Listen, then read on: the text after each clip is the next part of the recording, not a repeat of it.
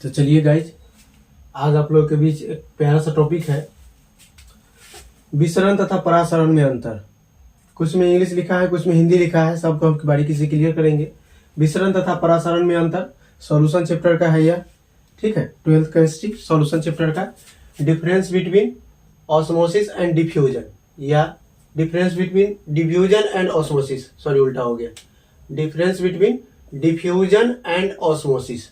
एक तरफ हम लिखे हैं डिफ्यूजन और दूसरी तरफ क्या लिखे हैं, ऑस्मोसिस। अब समझिए डिफ्यूजन क्या होता है, ऑस्मोसिस क्या होता है, समझिएगा। जब हम अगरबत्ती को जलाते हैं तो अगरबत्ती का जो स्मेल है वह पूरे कॉर्नर, पूरे रूम में फैल जाता है, वही आपका प्रोसेस है डिफ्यूजन, ठीक है। मिश्रण का प्रक्रिया जो है वह आपका वही अगरबत्ती वाला एग्जांपल है, मिश्रण। और ऑस्मोसिस क्या है, तो ऑस्मोसिस केवल लिक्विड में होता है। हम लोग पढ़े होंगे ऑस्मोसिस, अगर ध्यान में हो तो ऑस्मोसिस यहाँ पे लगा दिए थे एसपीएम, ठीक है, और एसपीएम लगाए थे तो इधर रख दिए थे पानी, इधर रखे थे पानी। पानी आपका क्या है, सॉल्वेंट है, विलायक है, और इधर क्या रखे थे, सॉल्यूशन।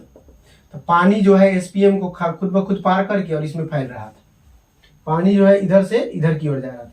पानी में देखा जाए तो पार्टिकल की क्या है, कम है, और उसमें पार्टिकल क्या है, ज्यादा है। तो लो कंसंट्रेशन तो बोले थे, लो कंसंट्रेशन से अगर हाई कंसंट्रेशन में जाता है, या ऐसे बोले थे, जब विलायक के कण, जब विलायक के अणु एसपीएम को स्वतः पार करके विलयन में फैलने लगता है, जब विलायक के अणु एसपीएम को स्वतः पार करके विलयन में फैलने लगता है तो उस प्रक्रिया को परासरण कहे थे। जब विलायक के अणु एसपीएम को स्वतः पार करके विलयन में फैलने लगता है उस प्रक्रिया को क्या कहते हैं, परासरण। और नहीं तो इधर आप तनु विलयन ले सकते हैं, इधर सांद्र विलयन ले सकते हैं, पतला गाढ़ा, ठीक है। तो जब तनु विलयन का विलायक, जब तनु विलयन का विलायक एसपीएम को स्वतः पार कर सांद्र विलयन में फैलने लगता है, जब तनु विलयन का विलायक एसपीएम को स्वतः पार करके सांद्र विलयन में फैलने लगता है तो उस प्रक्रिया को क्या कहते हैं, परासरण कहते हैं। When molecules of solvent of dilute solution, when molecules of solvent of dilute solution cross to SPM itself, when molecules of solvent of dilute solution cross to SPM itself and flows in FNOWS and flows in concentrated solution, process is called osmosis. First क्या है, विलायक के अणु SPM को स्वतः पार करके, when molecules of solvent cross to SPM itself and flows in solution, process is called osmosis। अब समझिएगा अच्छा सही। तो इसमें हम लोग को SPM की आवश्यकता पड़ी है, तो यही बात लिखा है। इधर क्या है, लो कंसंट्रेशन, इधर क्या है, हाई कंसंट्रेशन। इधर कणों की संख्या कम है, इधर कणों की संख्या ज्यादा है।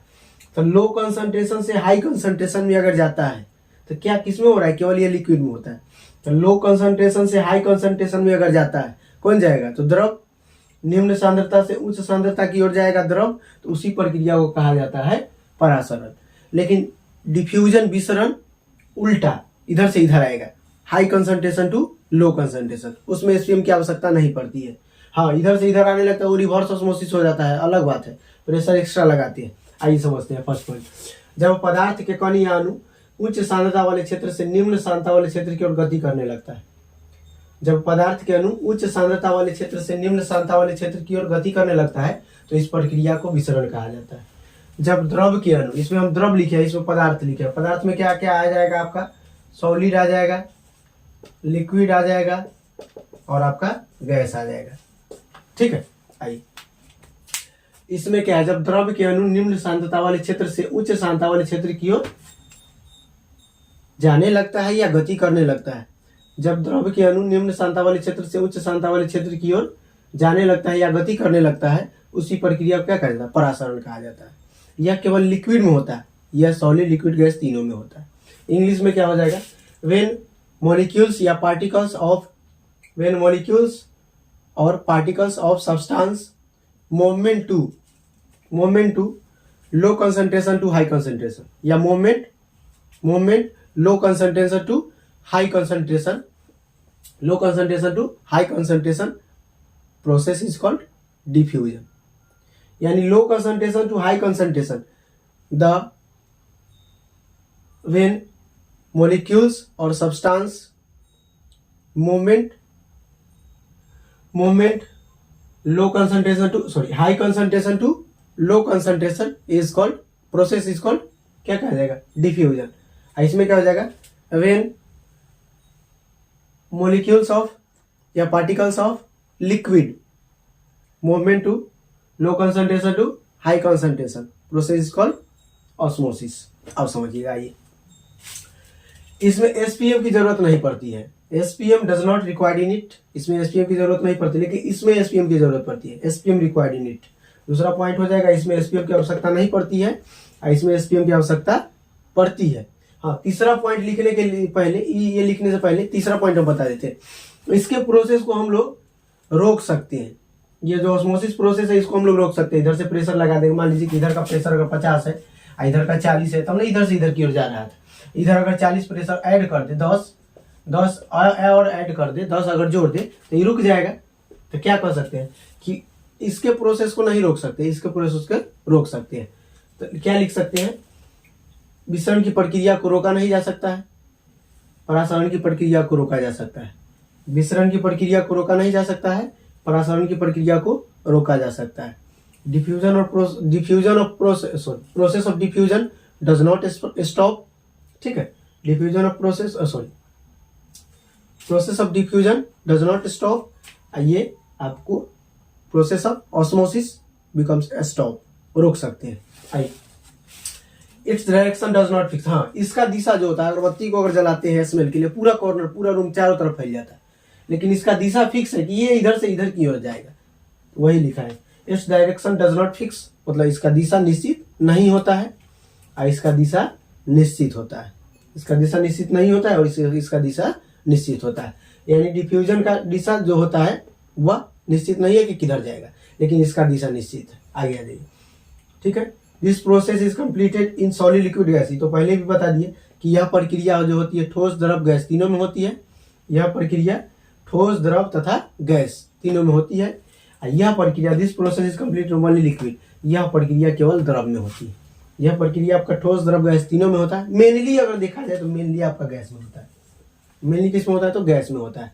जब कंपेयर कीजिएगा तो मेनली गैस में आता है और यह मेनली किस में होता है, द्रव में होता है। तो यह प्रक्रिया द्रव में संपन्न होती है और यह प्रक्रिया ठोस, द्रव, गैस या ओनली गैस लिख दीजिए। अगला, इन डिफ्यूजन मूवमेंट ऑफ सॉल्वेंट, हाँ, डिफ्यूजन में क्या होता है कि इसमें जो है सॉल्यूट यानी विले, सॉल्वेंट, विलायक, एटम्स, मॉलिक्यूल्स, आयन सब गति करता है। In diffusion movement of solute, solvent and solvent, atoms, molecules, ions, etc, मतलब विसरण में विले, विलायक, परमाणु, अणु, आयन इत्यादि गति करते हैं। विसरण में विले, विलायक, परमाणु, अणु, आयन इत्यादि विले गति करते हैं, ठीक है। ये हो गया। इधर in osmosis movement of one solvent molecules, इसमें केवल सॉल्वेंट ही जा रहा था, तो परासरण में केवल विलायक के अणु पार करते हैं या गति करते हैं। विलायक में, परासरण में केवल विलायक के अणु गति करते हैं या पार करते हैं एसपीएम को। आगे समझ में क्लियर है, कहीं डाउट नहीं, एक बार